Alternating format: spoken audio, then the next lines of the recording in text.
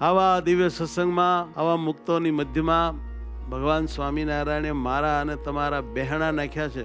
અને હવે આપણે ભગવાનનો મહિમા નહીં સમજીએ અને બીજાનો મહિમા અંદરથી નહીં કાઢીએ અને ભગવાનને ખરેખરું હેત નહીં કરીએ તો ફરીવાર આવો મનુષ્ય દેહ ને આવો સત્સંગ ભગવાન નહીં આપે. માટે મારે તમારે ખરેખર ખબરદાર થઈને ભગવાનમાં રાત દિવસ પ્રેમ કરવા લાગી પડવું પડે.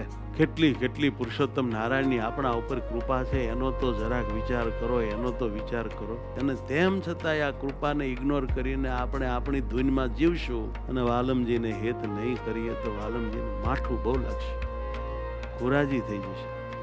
માટે હવે તો આપણે આપણા પ્રાણ પ્યારા મહારાજની સામું ને સામું જોઈ રહ્યો, બધામાં ભગવાનના દર્શન કરવા, બધામાં ભગવાનને ધારવા, એમ ભગવાનને સંભાળવા. સિદ્ધિર ભવતી તાદૃશી યાદૃશી ભાવના, જેવી તમારી ભાવના હોય એવી તમને સિદ્ધિ મળે છે.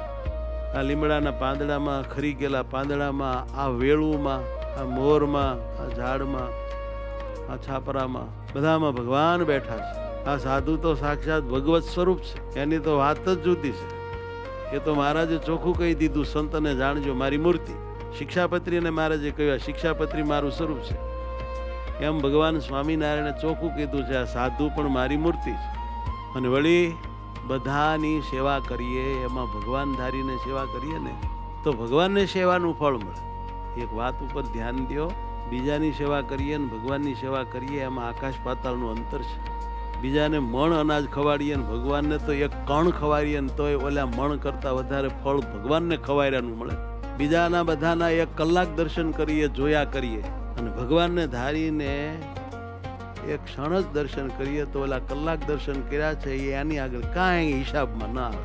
આપણે યાત્રાળુને પીરસીએ ત્યારે એવો ભાવ રાખીએ કે આ રૂપે ભગવાન જમવા આવ્યા છે, હું ભગવાનને પીરસું છું. કોઈ માંદા હોય, સંત હોય કે બીજા, આપણે એને સેવીએ, એમાં ભગવાન ધારીને ભગવાનના પગ દાબીએ તો ભગવાનના પગ દાબ્યાનું ફળ મળે સાહેબ.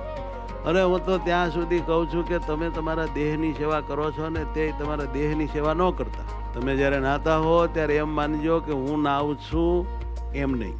ભગવાનની મૂર્તિ સ્નાન કરે છે, મારી સેવા સ્વીકારે છે, ક્રિયા એની એ છે, રોજ કરવાની છે. અને ભાઈ તમે જ્યારે કેરી ખાવ ત્યારે એમ માનો કે મહારાજ જમો, મહારાજને જમાડું છું તો મહારાજને કેરી જમાડીનું ફળ મળે.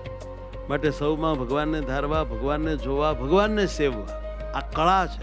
આ તત્કાળ ભગવાન તરફ સ્પીડ થાય માટે આનંદથી આવી બધી યુક્તિઓ શીખીને ફટાફટ આપણે પરમાત્મામાં અતિ હેત વધારી ભગવાન આકારે આપણી વૃત્તિઓ કરવી છે, ભગવાનમાં જોડાવું છે.